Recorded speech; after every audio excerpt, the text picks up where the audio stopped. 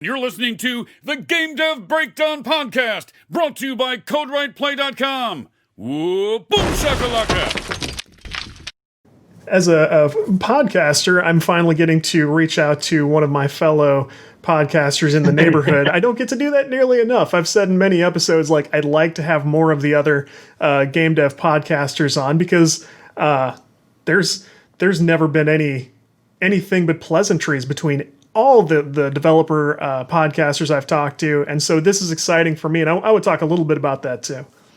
Awesome. Me too, mate. You know, hopefully I can be the one that you end up being like, never again him. Level design log has ruined everything. Be the first, you know. Now we have a rule in place about no more podcasts. This is the rivalry. Started right here. But you actually, you just crossed over 3 years, right? Yes, we did. Yeah. Just this month, which is... yeah, insane, mate, insane. How long have you been going on for? We just crossed over about 2. We just did the 100th episode. Congratulations, man. Thank you. It's been, they say the average podcast of any kind doesn't pass like 7 episodes. Yeah, I heard that, like something 7 or 14. So it's a weird one. And I don't know about you, mate, but after doing it for so long and getting to 100 episodes, it feels very... I guess normal, not in the sense as it feels mundane to do the episodes, but more like it becomes such a part of your life. Right. It's hard to remember a time where you weren't, you know, sitting down, discussing and talking game dev or on your podcast, you know. I told somebody on Twitter, I think it was just yesterday, because they were talking about Burnout. And I said, in secret, I've probably quit this podcast 20 different times. And I just, I take a week off or so, and then I quietly come back and restart it, because I can't imagine not doing it at this point. No, man, I think that's, it's such a good one. I mean, this is why every year, at the end of every year, I take the month off. Yeah. Just because, to me, it's like a new season, right? Even though I don't have season 1, 2, 3, whatever. It very much to me feels like, okay, the year's done. What we've done in that year was amazing. Sit back, relax, catch your breath, and then continue for the new season up ahead. So yeah, but no, it is a balance. I mean, how do you balance that then, mate? You know, in terms of burnout, your job, and doing the podcast. It's such a funny thing. Last year I tried running it almost the way you would run a TV show, and obviously I have no experience in that area. But like, I took a season break, which was basically the summer. I took off like 3 months, and I still found that people were finding their way to the podcast, because just like I'm sure you've noticed, we'll occasionally get dominated by podcasts that quit 4, 5, 6 years ago.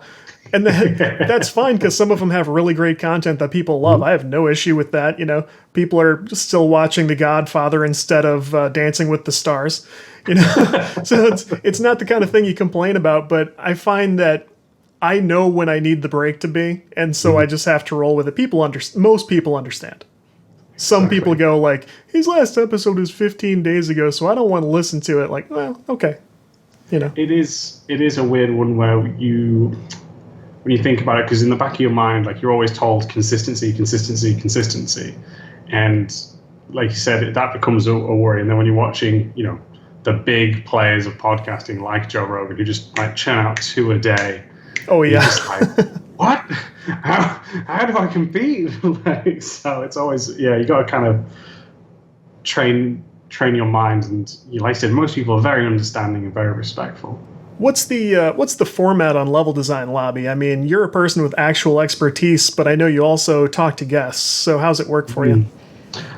So like it kind of comes around, and like I kind of have different episodes. Like the start of the month, I do like a series called Essential Reading, where I recommend like other podcasts, articles, videos, anything, books that I've seen that I'd learned from. I recommend to the readers. Then kind of the second one of the month is more kind of just a solo episode where I talk about something I've been playing or something that's on my mind, design. And then finally, like the fourth is kind of sometimes a Q&A, but the third's where I normally speak to other developers. But I think it's so interesting, again, because I think the last 5 guests I've had, now everyone else was amazing, just for the record, before I burn all my bridges. But like the last 5 or 6 that I've just been on a roll with has been so, again, eye-opening to me, because I just think there's so much in design, I'm sure you know this as well, mate, that makes design. So to be able to see another perspective and see how different, like if you will work at different studios, they will kind of focus on different elements of design and how that shapes someone's career too. And I think that is always fascinating because, you know, I'm very much aware no matter what I do, I will never learn everything about level design, no matter how hard I try. Sure. Many games that I will work on, I will never know it all. So just to hear different people's expertise is always, you know, I get as much out of it as a listener does. And that's always the funnest part for me, you know, so always great.